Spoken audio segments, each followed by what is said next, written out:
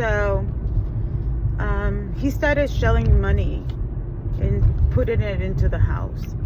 I don't know, 20,000. The portion that we put was about 50.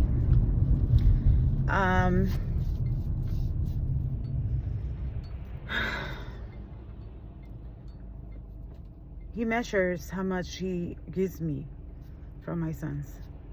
And do you know what it is to hug my son and to look at him, watch me hug my son, and to see that he's genuinely jealous that I would be touching my child. You know, I would just a hug to my sons looks to him much differently than just what the world would see. It's my son. Should be able to make him happy, cook for him, and whatever he needs so that he can continue moving forward. And the reality is that when you see a person being jealous of his own kid, it makes you wonder what's going on in that mind, right? But furthermore, and what really, really makes me so sad is that the conditions my children were left in. So now he has moved on. So I had my cousin send the mother of his kid an email through Facebook, a text through Facebook, and which she is asking her to please keep him off my back, because literally I could not get him to leave me alone. The entryway to help his son was only to just be by my side. And I thought, okay, I'll just go along with it. Go along to get along so that I can make my son, you know, his dreams reality. But what ended up happening was that Mike said something to me, I would say around November last year. And he said, it was like he was grooming me. He wanted me to go to Chicago where he got a job, and I was like, no, I'm not going to Chicago. There's no way. I don't trust this man, let alone go to another state. There's no reasons whatsoever. I just don't trust him. And he wanted me to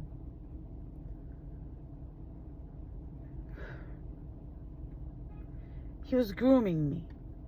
He was grooming me to accept a position in his life where I am the mistress. I am the one he has fun with. I am the one he can't wait to sleep with, because I am whatever he thinks of me. I don't know. Can you imagine taking another woman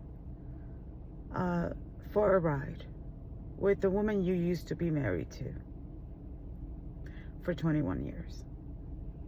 And can you just, how do you live with yourself? How do you cope? I am watching you do to her what you did to me. And mind you, this is a person that had a real life struggle, you know, one that taught him what mortality was in the last 2 years.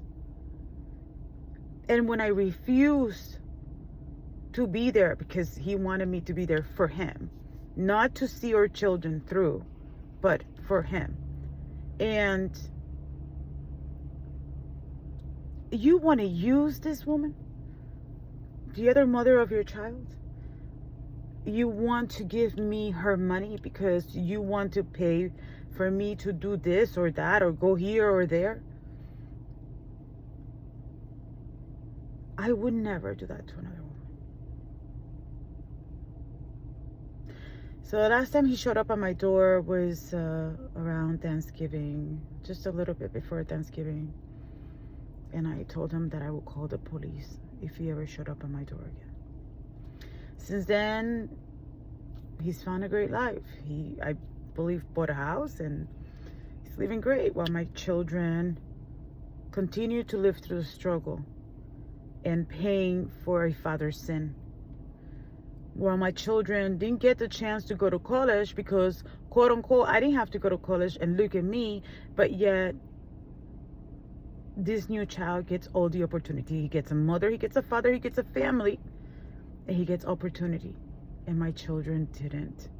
And you use my children. You use your own children against their mother. For years, for almost 30 years, you have been running us ragged. And you get to get away with living your best life. With people around you seeing you as a motivational speaker. But what you hide is that you took lives of people who loved you, who trusted you, who cared for you, who gave you opportunity after opportunity.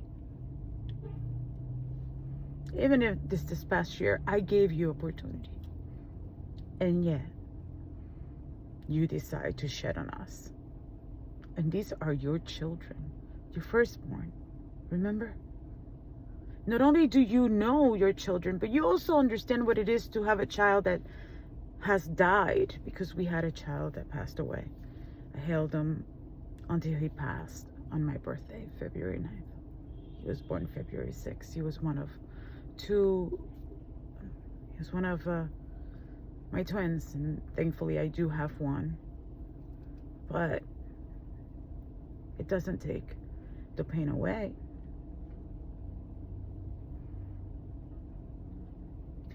I ask God for mercy on his soul, but I also pray for justice, because this isn't done.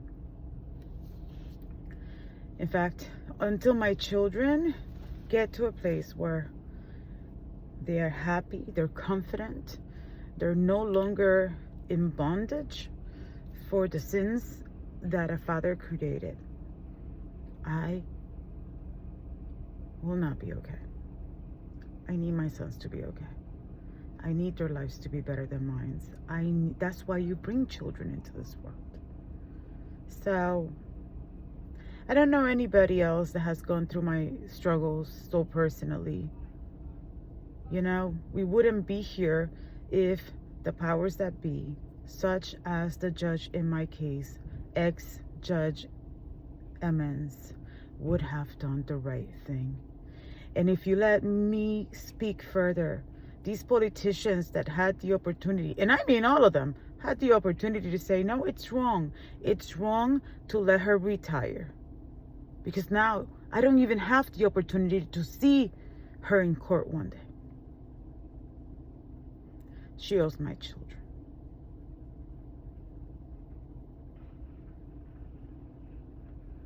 I may never see my grandchildren because of Emma's decision.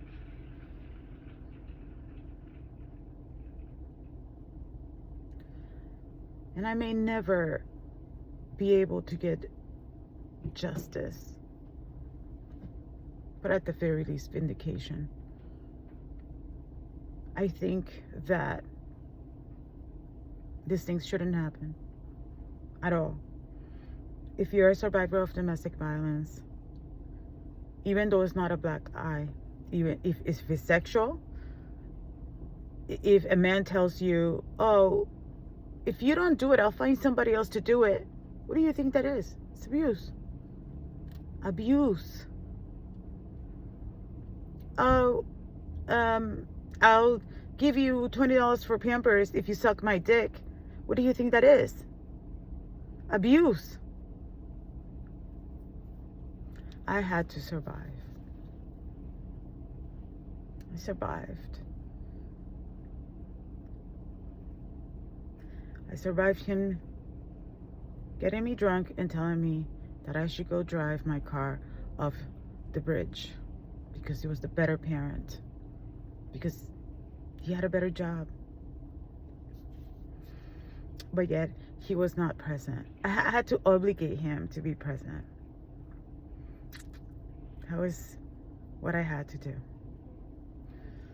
Whether my sons can forgive me for whatever they think I've done, that's on them. And I respect their decisions. And equally, I hope that they understand that I have to fight for their future, because if I don't, who will? And is that not my duty? Am I not the difference between my child being proactive member of society or a murderer? And thankfully, my boys are really good men. Really good. They just didn't have a parent. You know? He used them. He gave them liberties that I wouldn't, because they were just too young, and then used them.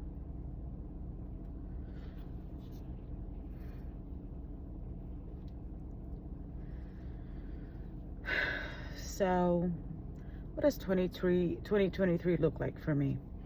I tell you what, I am going to enjoy my year a little bit. For sure, I'm in a different place. I certainly have grown a lot.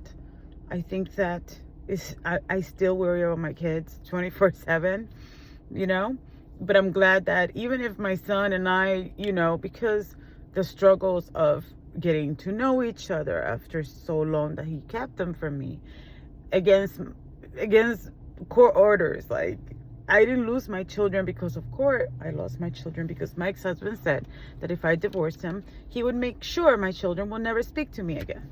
This wasn't a court thing. It was a judge that did the wrong things based on her own egotistical, maniacal, whatever, based on friendships, nepotistic attitudes, and clearly had no idea or understanding. Or maybe she did. I don't know. It just is a cold-blooded motherfucker. Jane Emmons. I pray to God that every tear I have cried. Mr. Torres, I pray to God that every tear that I have cried, and every person that has taken advantage of my situation, that understands and sees their own opportunity to manipulate. I am a mom. I would never hurt your children. I would never access a relationship where I'm going to hurt another woman knowingly. I would never ask a man to leave his family for me. If I knew I wouldn't. If I knew, I wouldn't. But it's just the principles that I was taught: to be a good person, to respect people, to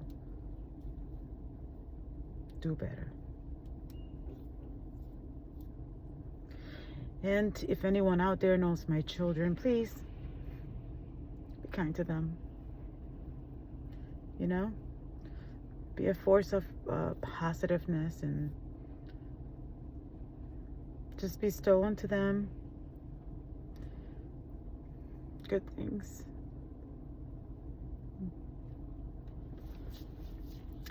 Well, happy 2023. And to all your parents that go through what I have lived through, hang in there. I don't know the real solution. I can only tell you what I've done. And what I've done is to keep myself as motivated and as positive as possible. Keep myself as together as I could through these years. And be the parent that never changed. Did I make a mistake? I don't know. Did I lose my life? Could have made many different decisions. I could have moved on. I could have had another child and gotten married or whatever, but I didn't. I chose this. I chose to fight for my boys. And to the people that have been angels along the way that have helped me cope with the situation, that have helped me really hang on. And there's just few and far between, and I can't count them. I thank you. My grandfather has been also extremely important and pivotal in my transition from whether I was going to be someone that was going to just lose my mind or someone that will continue moving forward. And I'm so thankful to him for allowing me this time, for allowing me his wisdom, for allowing me and bestowing on me so much love. Unconditional love. It didn't matter. He was there. There was no time for arguments. He was not going to let me down. There was nothing. I trust my grandfather to 500%. I trust him with my eyes closed. In fact, I always tell people that I've never had an argument with my grandfather more than 5 minutes where we both agree, even if it's agree to disagree. But, and thanks to all my friends. I have Alberto, who has been there for me, and I have a couple of people that I wouldn't mention their name because I'm sure they would not want to be attached to something like this, but I have to say they have been absolutely wonderful, and I thank them too for their time, their precious time, because that's the only currency we have is time. If anybody tells you that it's money, they're definitely not on the right side of understanding life. But to all you people have gone through this, it gets easier, you get stronger, and you get better. I wish you only the best. Thank you.